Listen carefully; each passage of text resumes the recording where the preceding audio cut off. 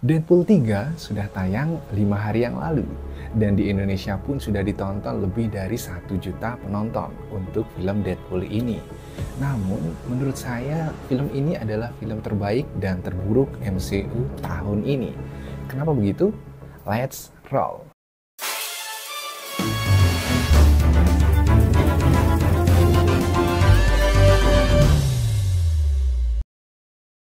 Yo, welcome back bersama saya Yama Karisma di sini di review Deadpool and Wolverine. Ini adalah film ketiga dari Ryan Reynolds sebagai produser film Deadpool ini ya teman-teman. Jadi langsung saja untuk film ini buat kalian yang belum nonton silahkan tonton di bioskop. Kayaknya ini bakal awet gitu ya, kayaknya bakal lama karena film ini cukup fun dan sangat menyenangkan. Oke, langsung aja dari sinopsisnya ini mungkin kalian udah tahu dan sudah banyak bocoran atau mungkin sudah nonton ya. Jadi di film ini diceritakan bagaimana Deadpool yang di film-film sebelumnya itu kan time travel gitu ya. Kesana kemari akhirnya merubahlah di sana, universe-nya banyak dirubah dan dikejar oleh TVA ya. Jadi ini adalah penggabungan pertama antara Fox dan juga Disney. Jadi di film ini sebenarnya sangat-sangat banyak sekali makna yang tersirat gitu ya antara franchise Fox dan juga MCU Disney. Dan selanjutnya Deadpool karena sudah time travel ke sana sini menghancurkan universe akhirnya ditangkap TVA dan disanalah mulai petualangan Deadpool karena TVA bilang kalau Deadpool harus menyelamatkan universe-nya seperti itu ya. Dan disanalah akhirnya Deadpool bertemu Wolverine untuk membantunya mengembalikan universe-nya atau mencegah agar universe si Deadpool ini nggak hancur. Jadi ceritanya cukup simpel ya, ala-ala template superhero pada umumnya gitu, menyelamatkan sesuatu. Nah, untuk di Deadpool ini menyelamatkan universe dari Deadpool ini dan juga Wolverine gitu ya, yang kita tahu bagaimana banyak sekali universe atau varian-varian Wolverine yang lainnya.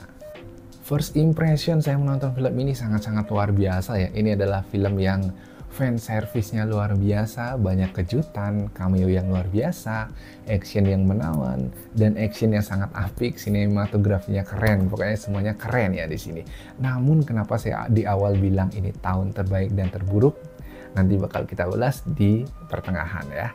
Jadi untuk, sebelumnya untuk film ini adalah 17 plus ya ratingnya karena banyak sekali mengandung unsur kekerasan dan juga darah yang bertaburan di mana-mana, ada gore-gore gitu ya pokoknya ya untuk film ini. Jadi kalian nggak cocok kalau ngajak anak-anak gitu ya. Mungkin untuk yang remaja dan dewasa sangat cocok ya, walaupun ini film Marvel gitu ya untuk superhero, mungkin untuk anak-anak, tapi untuk Deadpool 3 ini sorry dulu ya buat bapak-bapak dan ibu-ibu yang ingin mengajak anak, lebih baik jangan. Nah, sesuai janji saya tadi, mengapa film ini dikatakan film terbaik dan terburuk dari MCU? Karena dalam plot cerita ini, nah saya mau review dulu untuk plot cerita dari Deadpool ini. Plot ini sangat-sangat ringan ya untuk Marvel fans dan sangat-sangat fun untuk dinikmati, dan treatment penyutradaraan khas sutradara Shawn Levy ya. Di sini Shawn Levy ini sutradara sebelumnya yaitu ada The Adam Project, Free Guy, dan juga Arrival ya. Nah, buat kalian yang sudah menonton film-film dari Shawn Levy ini pasti kalian sering gitu notice bahwa film-film ini pasti bertaburan cameo dan ceritanya sangat ringan banget dan fun, action sedikit komedik seperti itu ya. Dan ini pun diterapkan di treatment untuk penyutradaraan Deadpool and Wolverine ini. Nah, untuk penulisan skenario dari awal Act 1, Act 2, Act 3 ini masih super template biasa ala-ala superhero Marvel atau superhero DC seperti itu ya.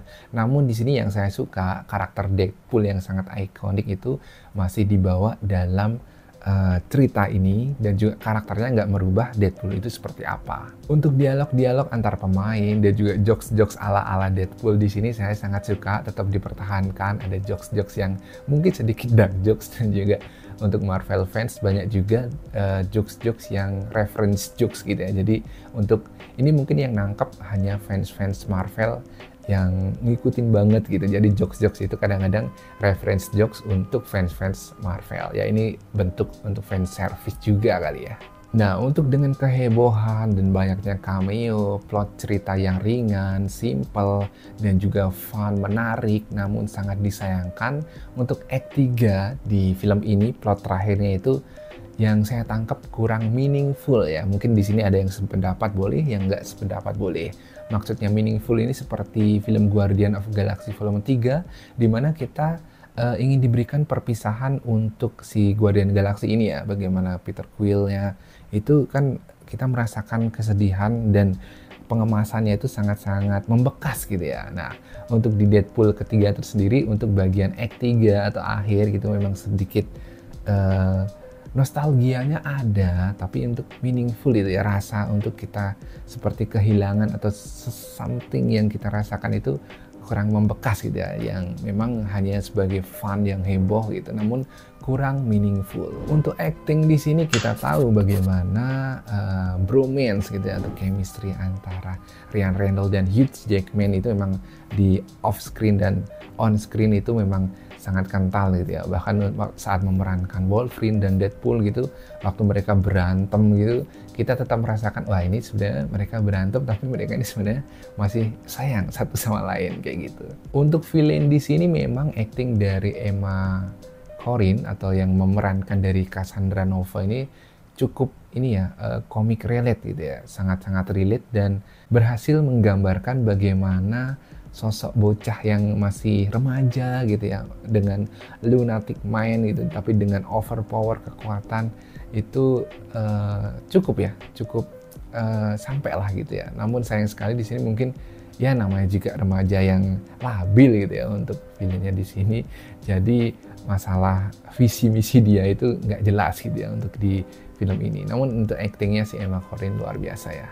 Untuk cameo-cameo yang hadir dalam film ini pun saya akui, walaupun di film-film sebelumnya itu acting-actingnya harusnya serius gitu ya, karena film-film sebelumnya kan dari Fox, MCU Marvel Fox kan sangat-sangat serius ya, seperti mungkin di sini sedikit spoiler, ada 4 karakter tersebut saya suka gitu ya, karena walaupun ini bukan filmnya tapi di film sebelumnya serius, tapi di Deadpool ini masih menunjukkan sisi-sisi konyol gitu ya, dan juga lucunya juga masih ada ditampilkan dalam film Deadpool ini.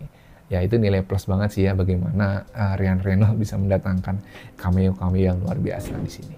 Oke, untuk sinematografi dan juga visual ya, di sini mungkin banyak sekali yang komen itu CGI-nya itu kayaknya downgrade ya. Ya memang sedikit downgrade, nggak mungkin yang Endgame ya, Endgame itu memang well prepare. Nah mungkin di sini masalah post pro-nya mungkin kurang lama untuk Wolverine dan Deadpool ini, dan juga memang actionnya di sini banyak juga ya Pak. Jadi kalau mungkin kita ingin CGI yang luar biasa di semua scene, mungkin nggak bisa ya, karena memang dari opening scene-nya itu udah luar biasa. Untuk sinematografi yang lainnya seperti grading, visual, dan direct kameranya itu mungkin ya standar Marvel gitu ya. Maksudnya standar biasa, tapi ya Marvel harusnya sih seperti ini kayak gitu. Jadi nggak ada yang istimewa, tapi itu sudah cukup apik untuk menyenangkan bagaimana kita menonton dalam pengalaman sinema.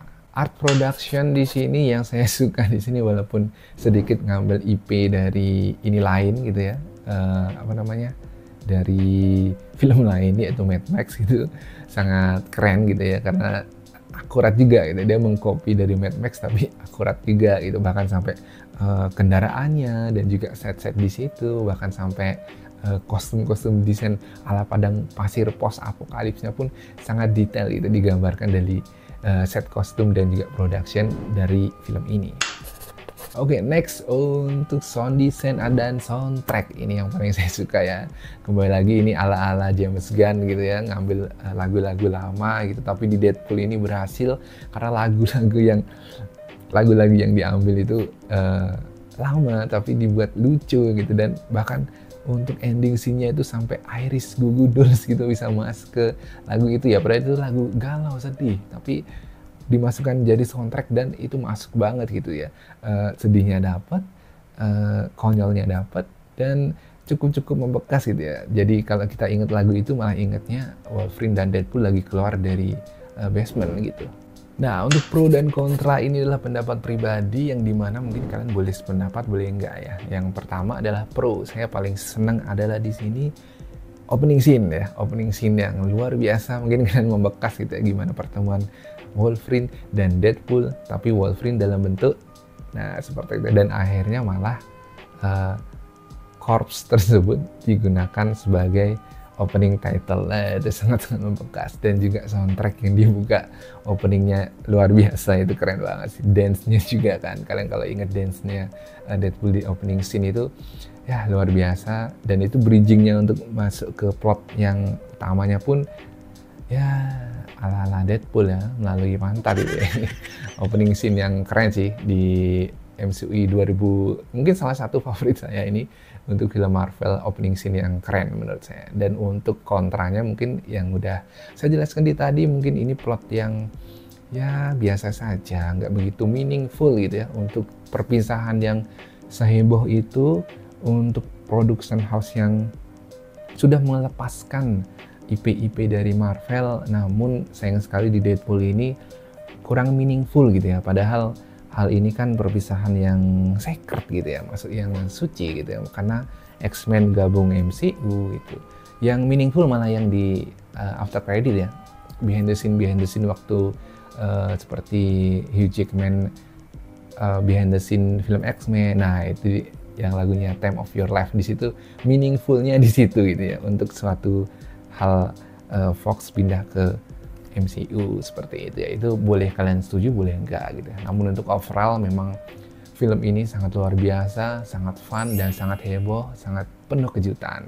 Jadi buat kalian yang ingin menonton, mungkin ini layak ya ditonton 2 kali 3 kali bersama teman, keluarga, tapi jangan sama anak kecil, oke? Jadi segitu dulu review saya Yaman Karisma untuk Deadpool and Wolverine tahun 2024, yang salah satu film MCU terbaik dan terburuk di tahun 2024. Oke, sampai jumpa di review berikutnya. Kalian silahkan like jika suka dan subscribe jika kalian ingin melihat atau mendapatkan informasi mengenai sinema dan musik video. Sampai jumpa.